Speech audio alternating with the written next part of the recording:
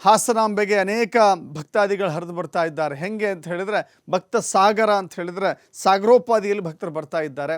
Control ಮಾಡೋಕ್ಕೆ ಪೊಲೀಸರು ಮಾತ್ರ ಅಲ್ಲ ರೀ, ಅಲ್ಲಿ ಜಿಲ್ಲಾಧಿಕಾರಿಗಳು ನಿಂತಿದ್ದಾರೆ. ಅದಕ್ಕಿಂತ ಹೆಚ್ಚಾಗಿ ಜಿಲ್ಲಾ ಉಸ್ತುವಾರಿ ಸಚಿವರೇ ಹೋಗಿ ಜನರನ್ನು ಕಂಟ್ರೋಲ್ ಮಾಡ್ತಾ ಇದ್ದಾರೆ. ಅರ್ಥ ಮಾಡ್ಕೊಳ್ಳಿ ಎಷ್ಟರ ಮಟ್ಟಿಗೆ ಭಕ್ತರು ಬರ್ತಾ ಇದ್ದಾರೆ ಅಂಥೇಳಿ. ಈ ಎಲ್ಲ ವಿಚಾರಗಳಿಗೆ ಸಂಬಂಧಪಟ್ಟಂತೆ ಮಾಹಿತಿಯನ್ನು ನೀಡಲಿಕ್ಕೆ ನಮ್ಮ ಪ್ರತಿನಿಧಿಗಳು ಕೂಡ ನೇರ ಸಂಪರ್ಕದಲ್ಲಿ ಜಾಯ್ನ್ ಆಗ್ತಾ ಇದ್ದಾರೆ. ಒಂದು ಕಡೆ ಶಿವಕುಮಾರ್ ಇದ್ದಾರೆ ಬೆಂಗಳೂರಿನಿಂದ, ಬಳ್ಳಾರಿಯಿಂದ ಸಿದ್ದು ಇದ್ದಾರೆ, ಜೊತೆಗೆ ಮಂಗಳೂರಿನಿಂದ ಆದಿತ್ಯ ಇದ್ದಾರೆ. ಈಗ ಪ್ರಿಯಾಂಕ್ ಖರ್ಗೆಗೆ ಸಂಬಂಧಪಟ್ಟಂಥ ಮೊದಲ ಸುದ್ದಿಯನ್ನು ಗಮನಿಸ್ತಾ ಹೋಗೋಣ. ಸಚಿವ ಪ್ರಿಯಾಂಕ್ ಖರ್ಗೆಗೆ ಅನೇಕ ಬೆದರಿಕೆ ಕರೆಗಳು ಬರ್ತಾ ಇದ್ದಾವಲ್ಲ, ಅದನ್ನು ನೆಗ್ಲೆಕ್ಟ್ ಮಾಡಬೇಡಿ, ಯಾವ ಕಾರಣಕ್ಕೂ ಕೂಡ ನಿರ್ಲಕ್ಷ್ಯ ಮಾಡಬೇಡಿ ಅಂತ ಹೇಳಿ ಪ್ರಿಯಾಂಕ್ ಖರ್ಗೆ ಬೆನ್ನಿಗೆ ನಿಲ್ಲಬೇಕು ಅಂತ ಹೇಳಿ ವರಿಷ್ಠರು ಸೂಚನೆಯನ್ನು ಕೊಟ್ಟಿದ್ದಾರಂತೆ. ಕೆಪಿಸಿಸಿ ಅಧ್ಯಕ್ಷ ಡಿ.ಕೆ. ಶಿವಕುಮಾರ್ಗೆ ಎಸಿಸಿ ಅಧ್ಯಕ್ಷ ಮಲ್ಲಿಕಾರ್ಜುನ ಖರ್ಗೆ ಸೂಚನೆಯನ್ನು ಕೊಟ್ಟಿದ್ದಾರೆ. ಬೆದರಿಕೆ ಕರೆಗಳ ವಿಚಾರವನ್ನು ಗಂಭೀರವಾಗಿ ತೆಗೆದುಕೊಳ್ಳಿ, ಸರ್ಕಾರದ ಮಟ್ಟದಲ್ಲಿ ಈ ಬಗ್ಗೆ ಚರ್ಚೆ ಮಾಡಿ ಕಡಿವಾಣ ಹಾಕಿ, ಜೊತೆಗೆ ಇಡೀ ಸರ್ಕಾರ ಪ್ರಿಯಾಂಕ್ ಖರ್ಗೆ ಬೆನ್ನಿಗೆ ನಿಲ್ಲಬೇಕು, ಪಕ್ಷವೂ ಕೂಡ ನಿಲ್ಲಬೇಕು. RSS ಪರವಾಗಿ ಯಾರೇ ಮಾತನಾಡಿದ್ರು ಕೂಡ ತಿರುಗೇಟು ಕೊಡಿ ಅಂತ ಹೇಳಿದ್ದಾರಂತೆ ಡಿ.ಸಿ.ಎಂ ಡಿ.ಕೆ. ಶಿವಕುಮಾರ್. ಮಲ್ಲಿಕಾರ್ಜುನ ಖರ್ಗೆ ಡಿ.ಕೆ. ಶಿವಕುಮಾರ್ಗೆ ಈ ಮಾಹಿತಿಯನ್ನು ಕೊಟ್ಟಿದ್ದಾರಂತೆ. ನಿನ್ನೆ ಮಲ್ಲಿಕಾರ್ಜುನ ಖರ್ಗೆ ಅವರನ್ನು ಭೇಟಿ ಮಾಡಿದ್ರು ಡಿ.ಕೆ. ಶಿವಕುಮಾರ್. ಒಂದು ಕುಶಲೋಪರಿ, ಜೊತೆಗೆ ಆರೋಗ್ಯದ ಸಂಬಂಧಪಟ್ಟಂತೆ ಕೆಲವು ಊಹಾಪೋಹಗಳ ಸುದ್ದಿಯೂ ಕೂಡ ಹರಿದಾಡಿತ್ತು. ಡಿ.ಕೆ. ಶಿವಕುಮಾರ್ ಅವರು ಎಸಿಸಿ ಅಧ್ಯಕ್ಷ ಮಲ್ಲಿಕಾರ್ಜುನ ಖರ್ಗೆ ಅವರನ್ನು ಭೇಟಿಯಾಗಿ ಆರೋಗ್ಯವನ್ನು ವಿಚಾರಿಸಿದ್ದಾರೆ. ಈ ಸಂದರ್ಭದಲ್ಲಿ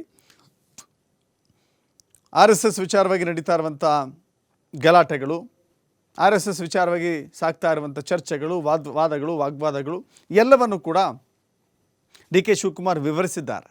ಮಲ್ಲಿಕಾರ್ಜುನ ಖರ್ಗೆಗೆ ಇನ್ಫ್ಯಾಕ್ಟ್ ಸಂಪೂರ್ಣ ಮಾಹಿತಿ ಇರುತ್ತೆ, ಡಿ.ಕೆ. ಶಿವಕುಮಾರ್ ಕೂಡ ವಿವರಿಸಿದ್ದಾರೆ.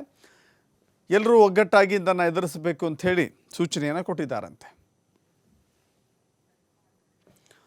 ಮತ್ತಷ್ಟು ಮಾಹಿತಿ ನಮ್ಮ ಪ್ರತಿನಿಧಿ ಶಿವಕುಮಾರ್ ನೀಡ್ತಾರೆ. ಶಿವಕುಮಾರ್, ಗಮನಿಸ್ತಾ ಇದ್ದೀವಿ RSS ಬ್ಯಾನ್ ವಿಚಾರ. RSSನೇ ಬ್ಯಾನ್ ಮಾಡಿದ್ದಾರೆ ಅಂತ ನಾವು ಹೇಳಲಿಕ್ಕೆ ರೆಡಿ ಇಲ್ಲ. ಯಾಕಂತ ಹೇಳಿದ್ರೆ ಯಾವುದೇ ಖಾಸಗಿ ಸಂಘ ಸಂಸ್ಥೆಗಳು ಯಾವುದೇ ರೀತಿಯ ಬೈಠಕ್ಕೋ ಸಭೆನೋ ಸಮಾರಂಭವನ್ನು ಮಾಡಬೇಕು ಅಂತ ಹೇಳಿದ್ರೆ ಪರ್ಮಿಷನ್ ಕಡ್ಡಾಯ ಅಂತ ಹೇಳಿದ್ದಾರೆ. ಈ ವಿಚಾರ ಬಹಳ ದೊಡ್ಡ ಹಂತಕ್ಕೆ ಹೋಗೋಗಿದೆ. ಯಾಕಂತ ಹೇಳಿದ್ರೆ ನಾವು ಹಿಂದೆ ಗಮನಿಸಿದ್ದೀವಿ, ಅನೇಕ ರೀತಿಯ ಬೆದರಿಕೆ ಕರೆಗಳನ್ನು ನಿರ್ಲಕ್ಷ್ಯ ಮಾಡಿದಾಗ ಏನಾಗಿದೆ ಅಂತ ಹೇಳಿ. ಒಟ್ಟಾರೆ ಡಿ.ಕೆ. ಶಿವಕುಮಾರ್ ಹಾಗೂ ಮಲ್ಲಿಕಾರ್ಜುನ ಖರ್ಗೆ ಅವರ ಮಾತುಕತೆಯ ಪೂರ್ಣ ಪಾಠ ಏನು ಅಂತ ದಶರಥ್, ಈಗ RSS ವಿಚಾರದ ಬಗ್ಗೆ ಪ್ರಿಯಾಂಕ್ ಖರ್ಗೆ ಅವರು ಧ್ವನಿಯನ್ನು ಎತ್ತಿ 4-5 ದಿನಗಳಾಯಿತು. ಆಗಿನಿಂದಲೂ ಕೂಡ ರಾಜ್ಯ ಮತ್ತು ರಾಷ್ಟ್ರೀಯ ಮಟ್ಟದಲ್ಲೂ ಕೂಡ ದೊಡ್ಡ ಮಟ್ಟದ ಸದ್ದಾಗ್ತಾ ಇದೆ. ಸೊ ಈ ವಿಚಾರದಲ್ಲಿ ಕಾಂಗ್ರೆಸ್ನಲ್ಲೇ ಒಂದು ರೀತಿಯಾದಂಥ ದ್ವಂದ್ವಗಳಿದೆ. ಕೆಲವು ನಾಯಕರು ಪ್ರಿಯಾಂಕ್ ಖರ್ಗೆ ಅವರ ಹೇಳಿಕೆಯನ್ನು ಸಮರ್ಥನೆ ಮಾಡಿಕೊಂಡ್ರೆ, ಕೆಲವು ನಾಯಕರು ಅದರ ಬಗ್ಗೆನೇ ಮಾತನಾಡ್ತಾ ಇಲ್ಲ. ಅದರಲ್ಲೂ KPCC ಅಧ್ಯಕ್ಷರಾಗಿರುವಂಥವರು, ಜೊತೆಗೆ DCM ಸರ್ಕಾರದ ಭಾಗವಾಗಿರುವಂತಹ ಡಿ.ಕೆ. ಶಿವಕುಮಾರ್ ಅವರೇ ಸೈಲೆಂಟ್ ಆಗಿರೋದ್ರಿಂದ ಸಹಜವಾಗಿ ಪಕ್ಷದಲ್ಲಿ ಕೆಲವು ನಾಯಕರ ಅಸಮಾಧಾನ ಕೂಡ ಹೆಚ್ಚಾಗಿದೆ.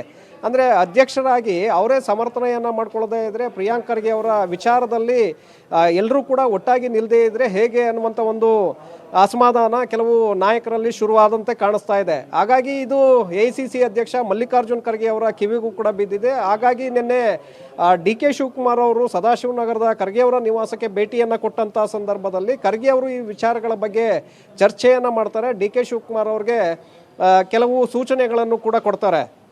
ಸೊ ನೀವು ಪ್ರಿಯಾಂಕ್ ಖರ್ಗೆ ಅವರು ಎತ್ತಿರುವಂಥ ಈ ಧ್ವನಿಯ ವಿಚಾರದಲ್ಲಿ ಯಾಕೆ ಯಾರೂ ಕೂಡ ಮಾತನಾಡ್ತಾ ಇಲ್ಲ?